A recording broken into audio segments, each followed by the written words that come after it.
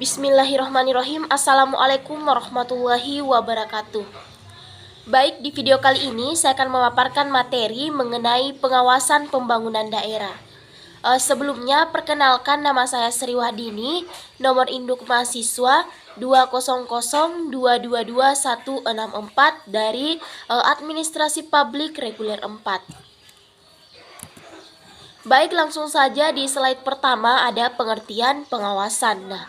Jamaluddin Tanjung dan Supardan mengemukakan pengertian pengawasan, yaitu salah satu fungsi manajemen untuk menjamin agar pelaksanaan kerja berjalan sesuai dengan standar yang telah ditetapkan dalam perencanaan. Selanjutnya, pengertian pengawasan pembangunan pada dasarnya merupakan rangkaian kegiatan untuk mengikuti perkembangan pelaksanaan pembangunan dan menindaklanjuti agar kegiatan pembangunan senantiasa sesuai dengan rencana yang ditetapkan.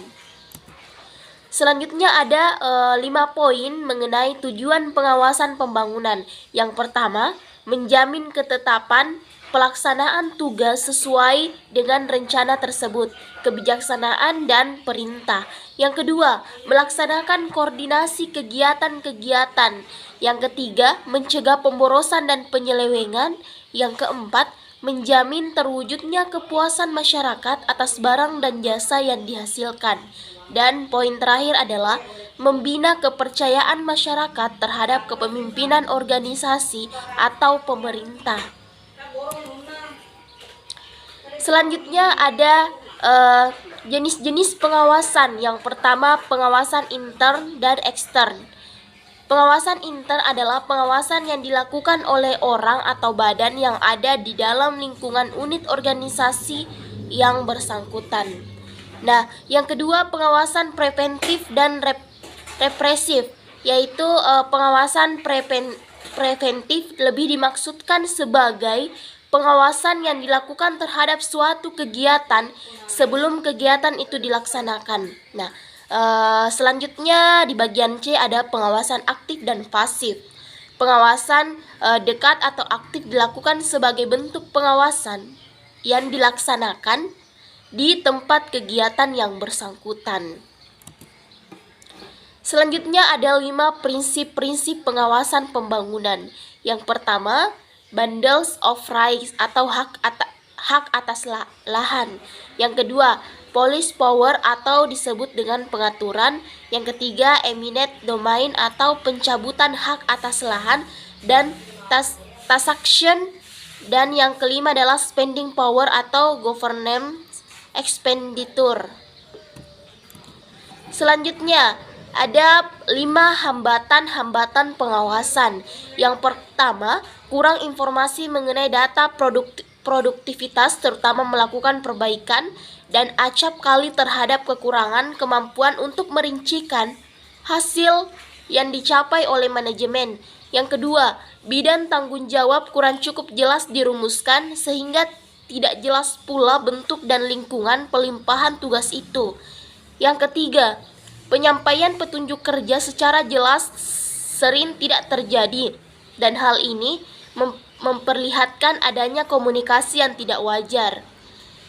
Yang keempat, meningkatkan lingkup dan kegiatan usaha masing-masing. Dan yang terakhir adalah jabatan-jabatan dalam manajemen makin memerlukan spesialisasi dan tentunya memerlukan koordinasi. Selanjutnya ada 3 manfaat pengawasan. Yang pertama, menentukan tujuan dan cara mencapai atau biasa disebut dengan planning. Yang kedua, struktur organisasi dan aktivitas atau organizing. Dan yang ketiga adalah memotivasi atau mengarahkan anggota atau biasa disebut dengan actuating. Selanjutnya, ada beberapa langkah-langkah melakukan pengawasan.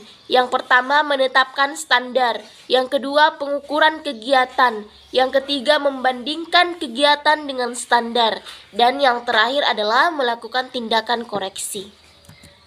Selanjutnya, ada beberapa poin mengenai pembangunan daerah. Yang pertama, pembangunan daerah pada hakikatnya adalah upaya terencana untuk meningkatkan kapasitas pemerintah daerah sehingga tercipta suatu kemampuan yang andal dan profesional dalam yang pertama memberikan pelayanan kepada masyarakat dan yang kedua mengelola sumber daya ekonomi daerah.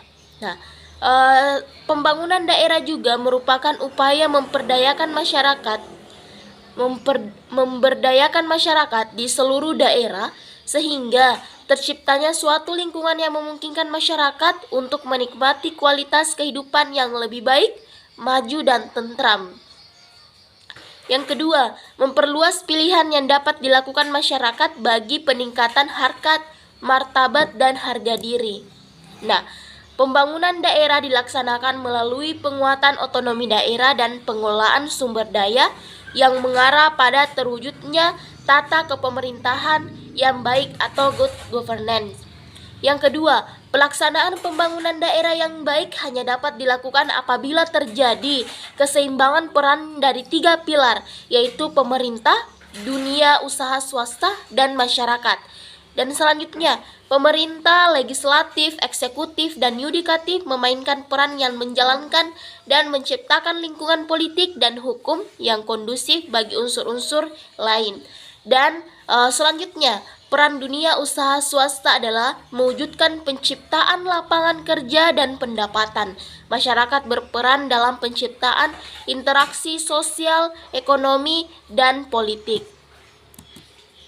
Selanjutnya ada tujuan pembangunan daerah. Nah, penjabaran atau implementasi dari pernyataan visi dan misi yang menunjukkan hasil akhir rencana pembangunan pada jangka waktu tertentu dengan memperhatikan permasalahan dan isu strategis daerah.